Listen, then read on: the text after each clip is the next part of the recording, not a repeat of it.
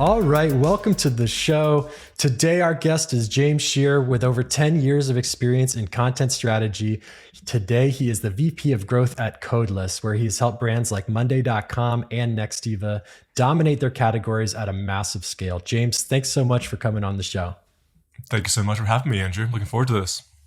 Yeah, me too. We've been back and forth on scheduling since you're in the UK, kind of half the world away. We were just talking about the relative weather differences in our locations, but we'll leave the boring weather talk out of this episode.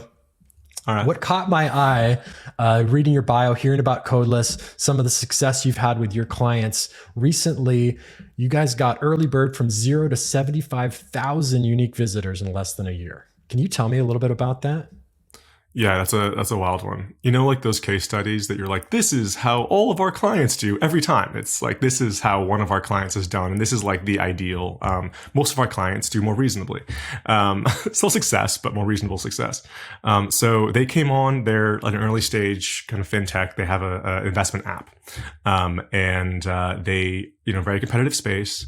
They were very early stage. They'd done the round of funding. They didn't have a blog when they came on. So we were working with them really from a, blank canvas domain wise and building up content from scratch. And, it's always fun to get those kind of clients because they're bought into the idea of content, but they're also like, let's do this thing together rather than us having to come in and work with existing content or existing processes they already have in place.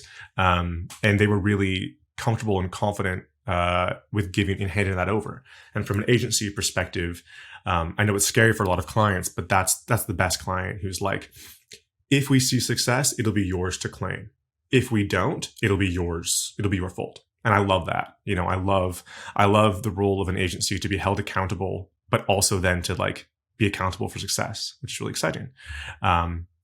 So we developed I run a kind of a pillar and post content strategy method, which we can talk about in depth if you'd like, but is basically the idea of like we create, we identify a few categories of content. What in general would your brand want to be found for? We create pillars first and foremost that are highly competitive, high volume search terms that if you were found for, that would be a massive win. And then we support those pillars with kind of secondary content. So lower volume, lower competitiveness content, less competitive content. And we are very involved in the analytics side of things. So we're looking at like, okay, which one of these categories is performing the best after the 3-month period. Everything's indexed and live and starts ranking. And if that category starts doing well, you double down on it in months kind of 4, 5, and 6, and then maybe you ramp up content production. And that strategy really worked for them. So it was identifying what is an achievable pillar, how can we support it? Let's make sure our internal linking is really strong. Let's take into serious consideration the back end side of things from an SEO perspective. Let's do everything that we know we need to.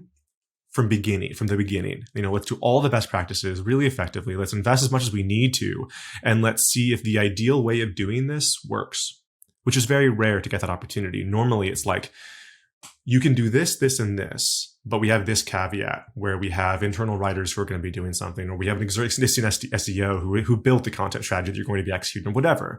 There was an opportunity to do something from scratch and see if it worked. And after 12 months, they saw 75,000 monthly visitors, which was a really exciting thing. And, there was champagne. It was awesome. That is awesome. And congratulations to the success. I'm glad that, they give credit where credit is due.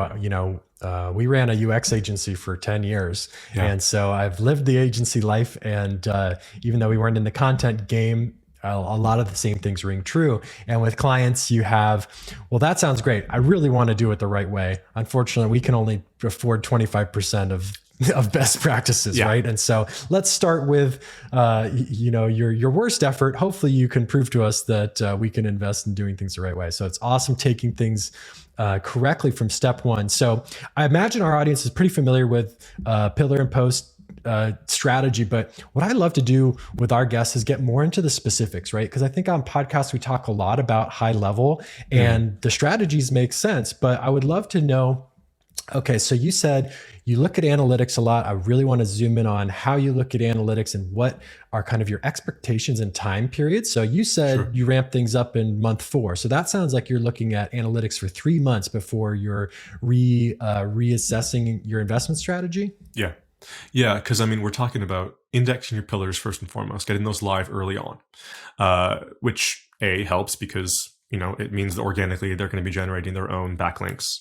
It also means that we can drive, and Early Bird did have an investment in external backlinking, so they had a backlinking agency as well.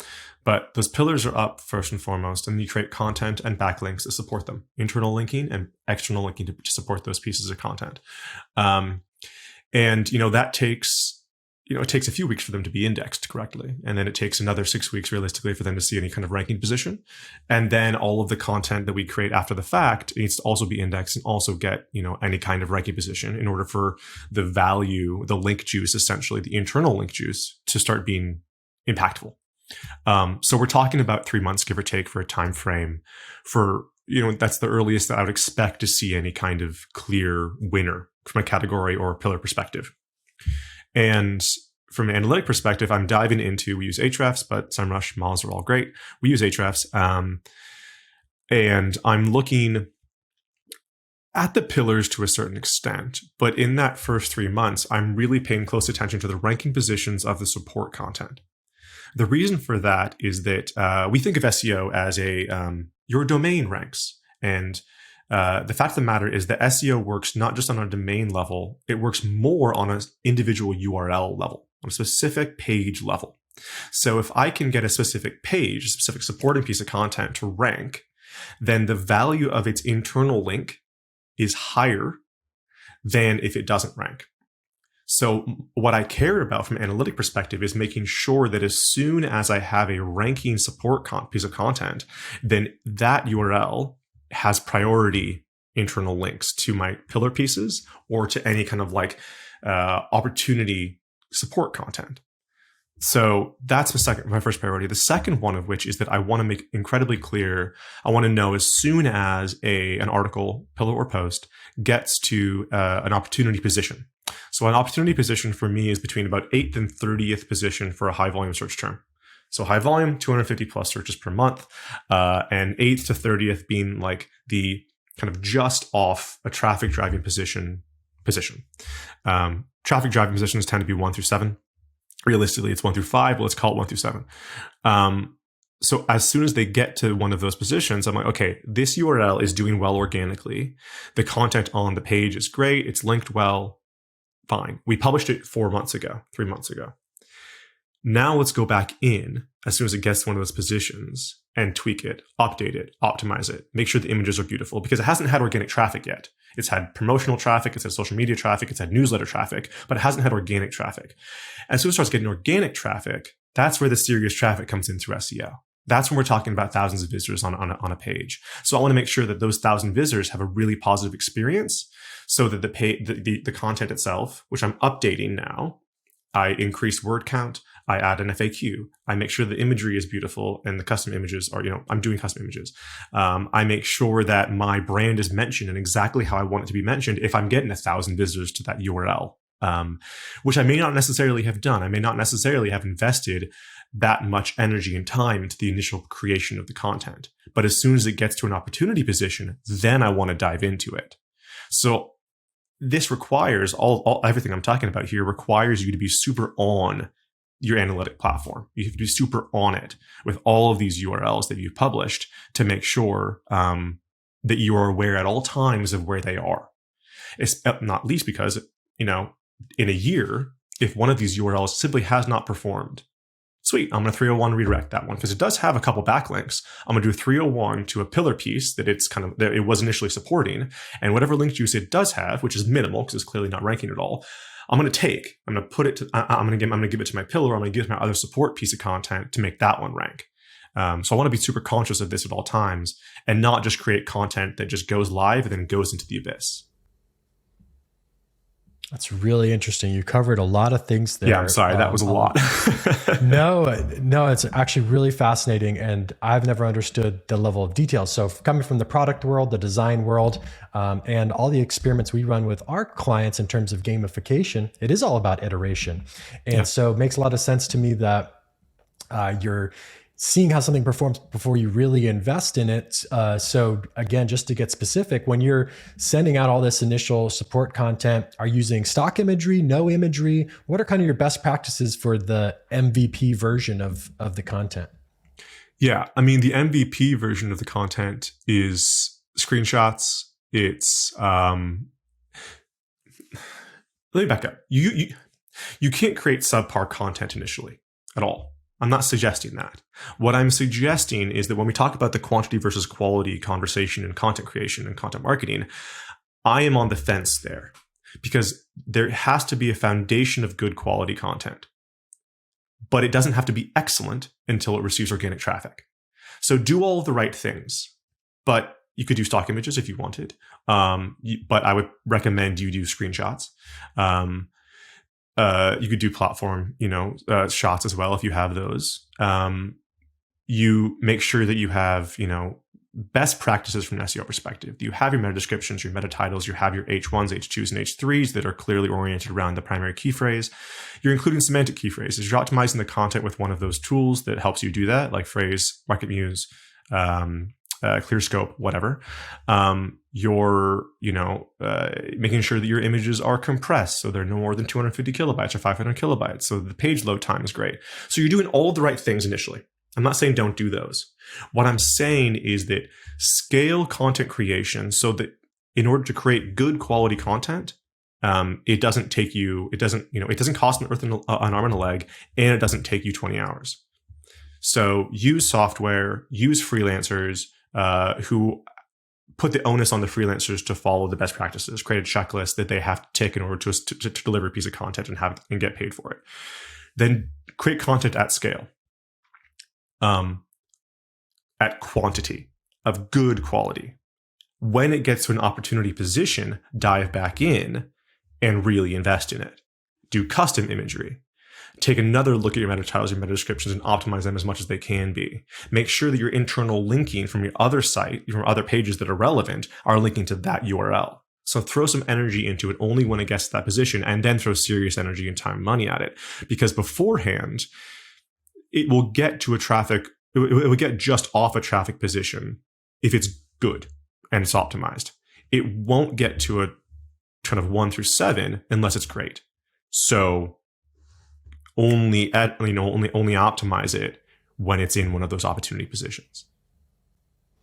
Makes total sense. I think for the UX metaphors, like it's got to be usable, it's got to be intuitive, but to get to that next level, delightful, it's a huge investment of extra time, right? And these are totally dependent on feature and content, but let's say the basic feature took 10 hours to design and it's usable and intuitive. Well, that's a B plus, right? But to really make it amazing and something that clicks, something that drives product growth, that's going to be another 20, 30, 40 hours. So as you are reaching that level of that high grade, it's more and more time and energy. And when you're moving quickly and have different people involved in the process, like you mentioned, freelancers, or maybe you just have an internal designer that's working on the images, every person you add to the mix slows the process down, right? Completely. And you want to keep things as streamlined as possible early on. So maybe the guide rail is create good content, like you said, B plus, and then when it's ready, you can go back and give it all the TLC it deserves with extra people in the room and getting it polished up. But I really appreciate those insights. So we talked about Early Bird being a great client, a great collaboration. I think if you work at all with agencies, you have a sense of what that is. But I think it's really important to articulate and talk about, because I would say most agency relationships are not good. And when you run an agency, you have your top favorite clients that it's a dream to work with, and then you got the rest. And I think it's a two-sided conversation, because agencies don't always provide exactly what customers need. And so there's learning to be done on both sides of the table. But from your perspective, what can a client do to be a great client? Or what do they need to understand about working with you? Or what are the misconceptions you run into? How can you start that collaboration off on the right foot? Because the collaboration has to last a long time and it has to be built on trust. So how do you build trust from square one? Or what do you think are the things you need to start building that trust? It's a fantastic question. I'll try to answer both because I do think that there is. I think that I can also provide some insight into what a good agency looks like. I hope, because we've done white label work. I've been in house working with agencies as well. But as far as what a good, what my ICP is, or what my ideal company is, client is, it's somebody who understands why they're making the investment. It's not just it's not just like, I've heard that UX is important, let's hire a UX team. Checking the box I haven't is what I call that. really checked out why, but it's a thing that I'm supposed to do as an enterprise SaaS, whatever. And same with content. It's like, SEO is important for marketing. Can you do SEO now, please? I'm not totally sure what the letters stand for. So you have to have somebody who has an understanding of the value of what you're doing. Otherwise, they're going to misunderstand the value of what you bring, and they're going to undervalue it usually. Secondly, so you need a client who has an understanding. You also need buy-in. Somebody who says, okay, I am bought into this for the long term. In your space, I'm not entirely sure, but from conversion-oriented perspective, for instance, it's a different.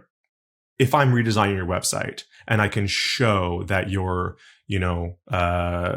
traffic to lead rate has increased by 22.4% because of the redesign, fantastic, that's a win. I'm more in the place where, like, the results of the traffic we drive are going to be 6 months incoming, realistically, at least, if they come. And also they're going to be super ephemeral because it's about brand awareness as much as it is lead conversion or traffic conversion. So the value of what we deliver is ephemeral and weird, but also amazing, because traffic is everything for businesses.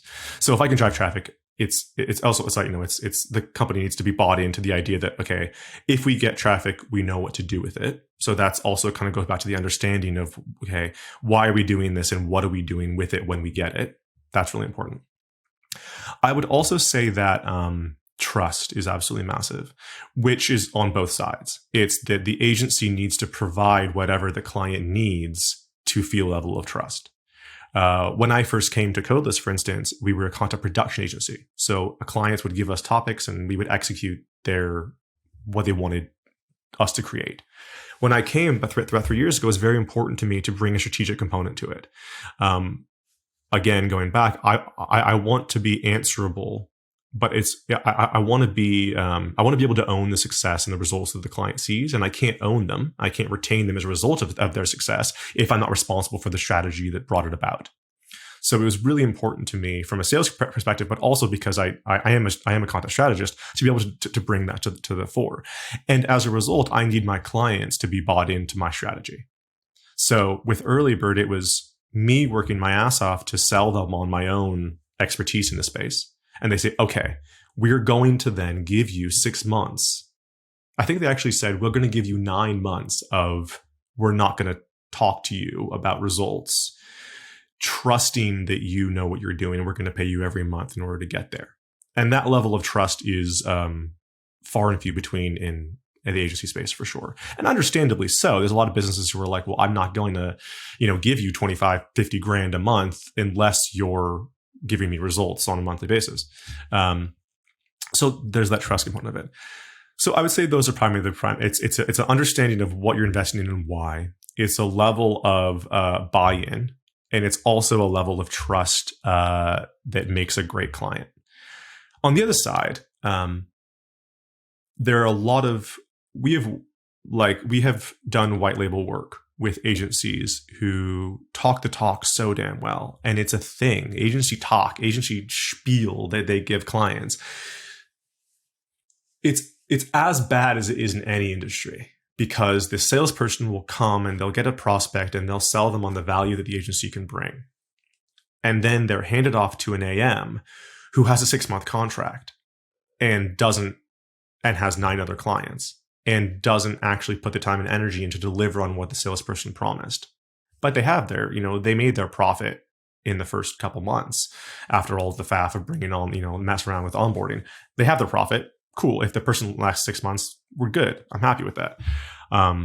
So it's really upon the client to differentiate when they're talking to agencies about the difference between a sales spiel and somebody who actually knows what they're talking about. And definitely within my space, because content production and content creation can be a massive waste of time, a huge astronomical waste of time and money. Because literally, you can create content, and I'm sure many of your listeners have, they create content that just goes into the abyss of Google and never gets a single eyeball on it. And they've spent whatever they've spent on every single piece of content. It can feel like you're, chugging away at something that in the engine's not even in the car. And that's why I tend to be brutally honest with prospects. I say it's going to, if it works for you in your space because of how competitive your space is, it's going to take us a long time and you need to have a backlinking investment. If they're super B2C, I'll say we can do this. This is how it will work, but you may not get a positive ROI from really top of funnel long form blog content. So you need to be aware of that's what our agency excels in. And that may not necessarily be right for you. So I would recommend to anybody listening, to anybody who's looking into agencies, look for them to take pause. Look for agencies that only want to work with clients if the client is right for their agency. And that's how we say no to prospects on a monthly basis, because I don't feel confident that we're going to be able to deliver results for you. I guess it's not foolproof, but it's as good a kind of temperature tester as there is within our space. Work with agencies that want to work with you because they think they can deliver for you, not with agencies that want to work with you because you're going to give them a bunch of money every month. That's a good one. We said no a lot too. And it's funny, the agency world is interesting. The bigger you definitely, there's a threshold where you get what you pay for. You're not going to get great work for a cheap price, but there's a lot of crappy work for an expensive price. And so working through all that is tough if you're shopping around for agencies. But yeah, I think people that are willing to say no to you is probably a good litmus test in that regard. So I'm curious, what are categories where you say, what are the things that throw up red flags for you? Like, I'm not going to be able to deliver for this customer, and we got to say no. Let me first talk about what we do well, and hopefully that'll inform why I say no. We are SEO oriented. We're a search oriented content production. The strategies that I produce are strategies designed to drive ranking positions. We work very closely with the backlinking company as well. It's our sister company, Usurp. And we combine to create long form blog content that ranks. By definition, our goal is traffic and brand awareness. As a result, I'm often saying no to clients whose only goal is bottom of funnel, bottom line affecting profit or revenue. Because that's not what blog content creation is about, really. You can absolutely convert blog readers to sales. But if you're getting a 2% conversion rate on an article to even lead, that's a win. So those clients that come in saying, we only want to create bottom of funnel, case study oriented content that drives leads and sales, and if we don't convert 10% of our blog traffic, then we're not going to be happy. I say, okay, we'll have fantastic time with another agency. I also say no to clients who want to hire a copywriting agency, because we don't do copy. The reason that we don't do copy is because inevitably there's a back and forth. You know your brand better than my writers do. My writers are excellent. My writers are vertical experts. They're expensive. They know their topic, but you know your brand better than they ever will. And as a result, if you want them to do copy creation for a feature page or a landing page or whatever, product page, the total scope of that page shouldn't be, the word count shouldn't be more than 500, 750 words tops on most of those pages. So if you're bringing in a long form blog content creation agency to create that page, then I'm going to probably charge you around 2,000 words worth of work for that page. Because the back and forth inherent in you saying, actually, our product doesn't work that way, or actually, I want you to use this phrase. It's like, by the end of you and I going back and forth on this, you're going to be frustrated that you didn't just write it yourself. And I'm going to be frustrated that you just didn't write it yourself, that you just didn't write it. So inevitably, if that's what they're coming for, I say no to copywriting-oriented clients or prospects. Again, the best clients are ones who understand the value of SEO, understand what they can do with blog traffic, have an understanding as well of how to convert blog traffic, which is entirely possible, but you need to optimize your site for it. And then are aware that if you hire an agency, make sure that you ask them what they do excellently. And what we do excellently is develop content strategy that drives SEO growth through long form blog content and links. That's what we do. I don't do ads. I don't do social media. I don't do copy. We do that, and we do it excellently. And if that's not what you want, there are other excellent agencies out there that do that. Cool. No, that makes a lot of sense. Really sticking to that specialty. So just to jump back to the beginning, I want to make sure I get the tangibles out of some of the first stuff we talked about. So you have that 3-month period. We talked about pillar pieces and supporting content. Is there a rough range of, pieces that meet that good threshold you should expect to be pushing out from, a pillar and support perspective during that first 3 months? Yeah, for sure. I mean, ballpark, you should be publishing 3 to 5 pillars per category and 15 to 20 support pieces per category. So if you do 3 categories of content, I would recommend 2 of them be top of funnel and maybe middle of funnel oriented. So if you're in the project management space, just for instance, your kind of pillar for one of your categories might be project management software, which is actually a high intent search term. But it might also be like, what is task management, which is a top of funnel search term. Both of those could be pillars if the search volume is there. You're supporting those. So 2 of your categories are top and middle of funnel. 1 of your categories can be bottom of funnel content. That would be something like, well, I would actually say that like probably project management software, the intent there is a list of project management software that the person is going to choose one of the items in the list. Same with best of topics, best project management software. So those are kind of but like consider either on like 2 out of 3 categories or, 3 out of 5 pillars. Consider not just the search volume, but also consider this is a pillar. This is a really vitally important article for me because of the intent behind the search term. That's why it's really important to me. But anyway, 3 to 5 pillars per category, 3 categories of content. And from my side, and this is kind of, people disagree with me on this, I say do all the categories at the same time, because I'm going back in so carefully on a 3-month basis and 6-month basis to make sure that to be very conscious of which category is working. After the 3-month period, one of your categories just naturally is likely to click with Google more than the other ones. As a result, I want to double down on that category in months 4, 5, and 6. And by the end of that 6th month, one of my other categories may be kind of taking over now, especially because I've kept linking to it internally from relevant content within the category 1. And maybe that's taking over now. And so I double down on that category in months 7, 8, 9.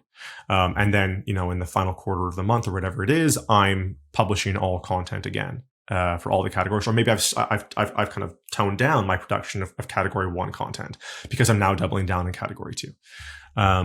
But in order for me to, get one of those categories to, feel in any way confident, statistically or not, that one of my categories is clicking with Google, I need to be producing content for all 3 of them at the same time, which also means I need to be producing a significant volume of content at any given time. I'm saying at least 8 pieces of content a month. 16,000 words worth of work every single month, if not 20, would be my recommendation. In the first couple months, your pillars should probably be longer form. There's a correlative, thing where long form content seems to rank better than short form content. It's not because of the length, it's because of the stuff that length can contain. But even so, publish more content in the first couple months while you're producing your pillars, word count wise, and then you can step it down a little bit, but you'd still be publishing around 8 articles per month for the first 6 to 9 months of content production. And then if necessary, you could tone it down, but I wouldn't go below 4 ever. And if you have the bandwidth, do 40, genuinely do 40, because it's about iteration. It's about testing this. It's about seeing what clicks. And when it does, doubling down on it and having more confidence that what I produce, if I'm doing 40,000 words, but I know that they're the right 40, do 80. It's the same with it's like PPC. Like if I have an ad campaign that is driving a 150% ROI or whatever it is, then we should be getting a bank loan. What are we talking about? If I have a positive ROI from PPC, I should be remortgaging my house immediately, because that's a positive return on my investment, which is driving growth. So why are we messing around with this? If you know that something's working for you from an SEO perspective, it's just as valid as doubling down on a PPC campaign. That is really helpful. Those specific numbers mean a lot, and the consistency, like anything else, is probably number one, right? Just keep going. So curious about, thinking about having you on the Enterprise Eyeballs podcast, where we talk about the fun and funky things that you can do even at enterprise scale, B2B. We work with a lot of tech. It gets very dry, very boring. We've seen all sorts of fun ideas to punch things up. When we talk about humanizing content, what does that mean to you, or what have you seen that has stood out to you, something that might be working now that wasn't working before, or things that have genuinely caught people's eye in a big way that you didn't expect? I have to talk about video. I know it's cliche now, definitely in the content space. I wrote an article in 2014 when I was in-house at a SaaS company in Vancouver called "Why Video is the Next Big Thing." I wrote it in 2014. I wasn't wrong then. Still not wrong now. Video is the next big thing. We recently kind of hired an excellent head of video, because though we don't necessarily yet have the clients who are totally bought in on it, we know that video content is a huge component of marketing success in the next 10 years.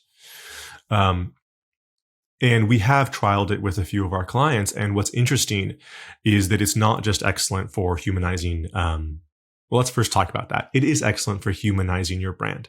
It puts a face on content, which, as you say, can often be dry.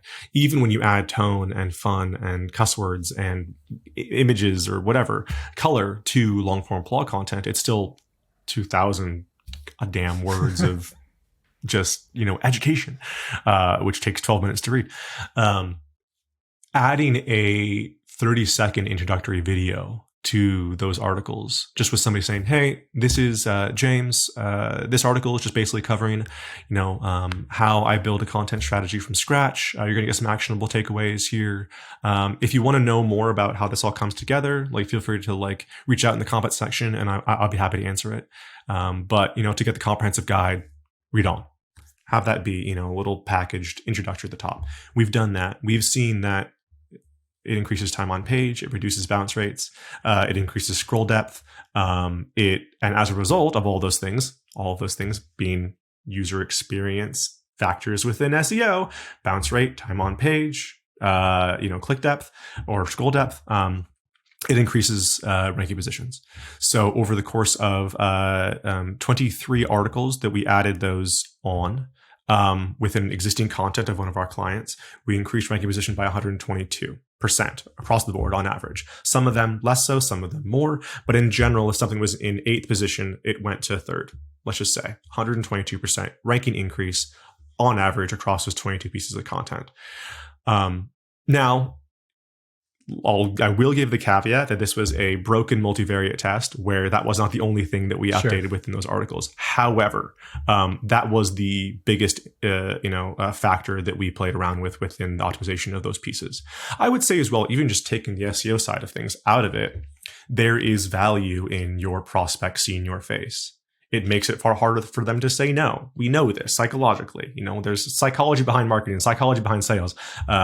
A face has impact, period. So show your face, show your voice, talk to people, show that you're friendly, show that you're charismatic, show as well that you are confident in your subject matter. So if you're doing long form expertise oriented blog content, prove to the reader before they even start that you know what you're talking about. Don't say, here's my resume, here's my, be well-spoken, be eloquent, be friendly. Also, I'll say as well, and I'm sure you're extremely aware of this, and everybody on the site as well, bad video is worse than no video at all. If you're only going to produce video that is low quality, has low, especially with audio and video, if the resolution is going to be poor and the audio is going to sound bad, do not do video at all. It is far worse to do bad quality video than no video at all. Invest in a legitimate DSLR, invest in a mic, invest in a lapel mic if you're doing stand-up, invest in a a light, invest in a green screen, or a room that has a colorful wall with a plant, whatever it is. Put the energy in order to produce great quality video. Otherwise, do not create video. But if you do all of those things, which I recognize is a significant investment, because video is expensive, but it's getting less expensive, not least because the quality of cameras and whatever and the cost of mics is going down. Editing software is more trainable. You can get somebody on Fiverr to do great editing. It is worth it from not just a humanizing your brand perspective, but also from a results-oriented SEO perspective. Very interesting. And, thinking about, I haven't seen that little introductory video clip. That's something I'm really curious about.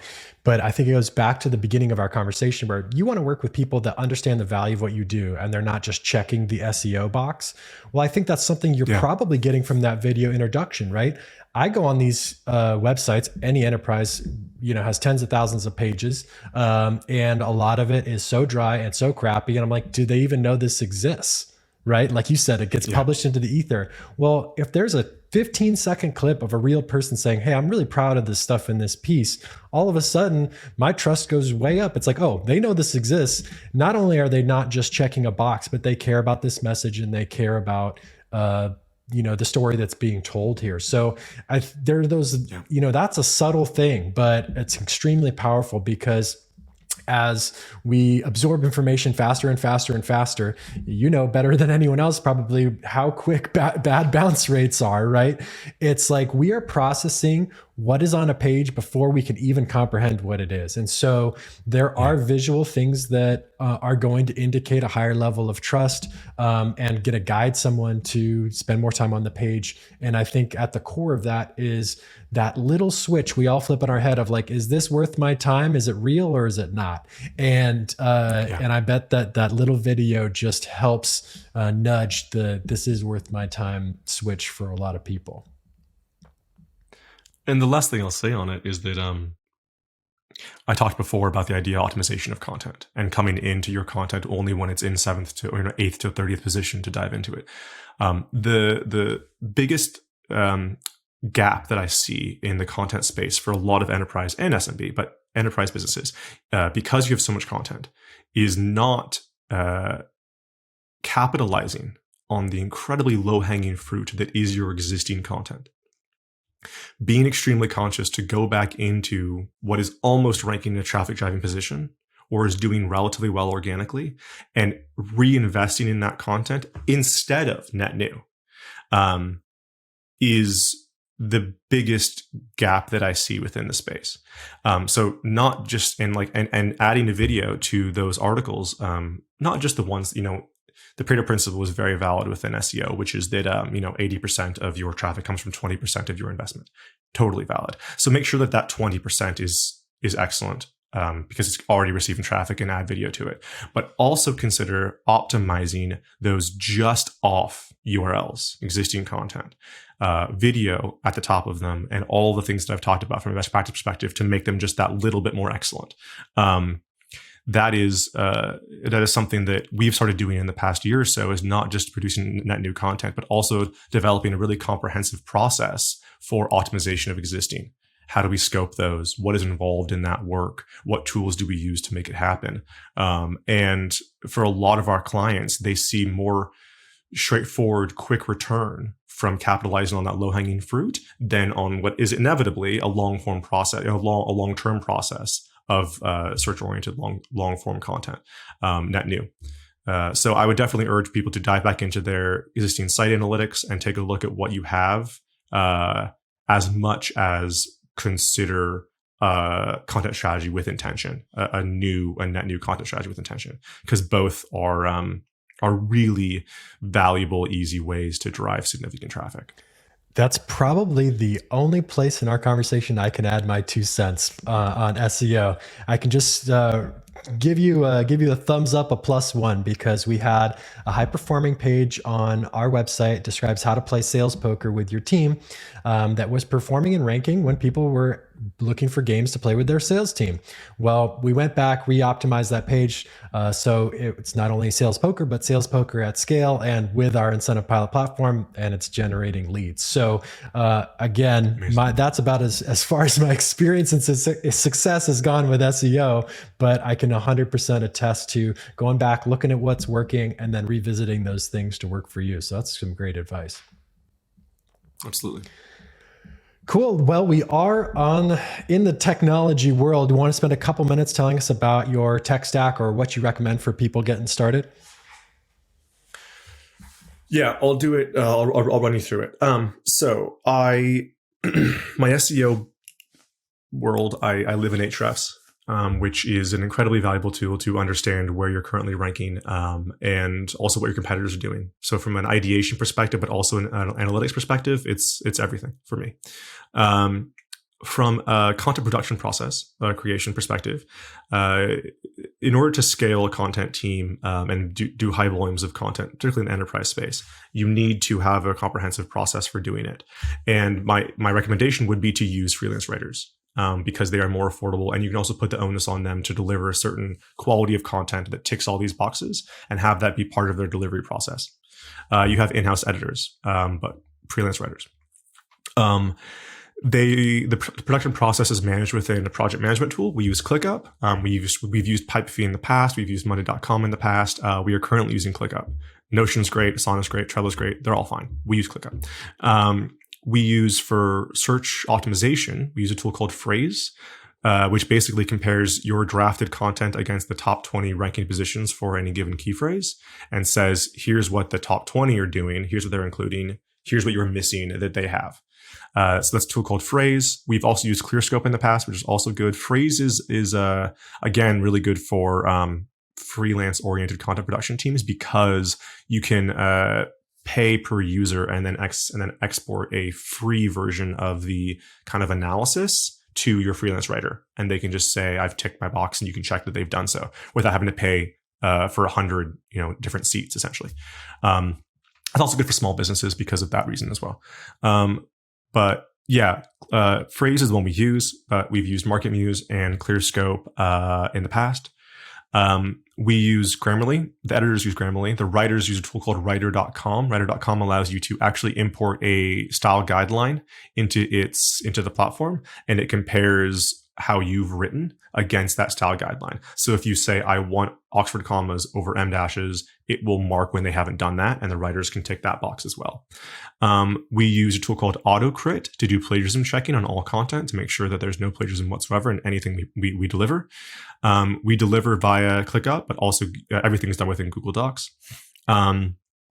We use, of course, Loom to film support videos for our writers and our editors to tell them this is what the client's looking for. The client films stuff within Loom as well, giving feedback on content.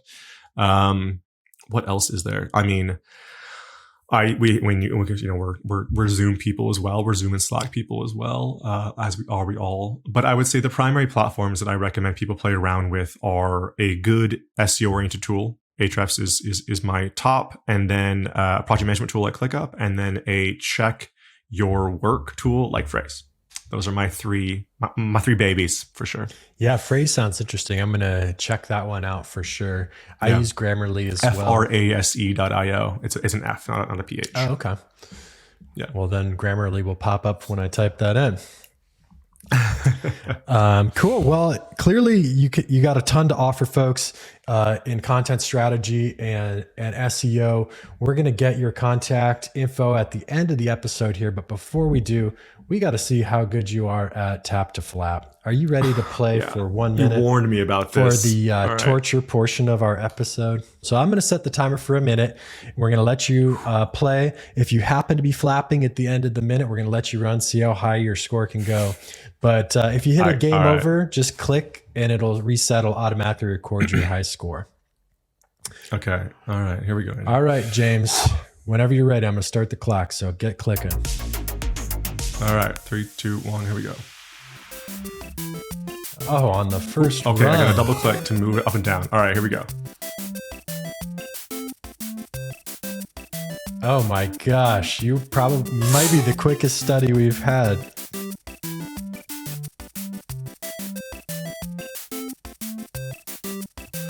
Wow, up to this 5. Is intense. Why am I so stressed by this? It is highly addictive. Okay, you got 30 seconds left.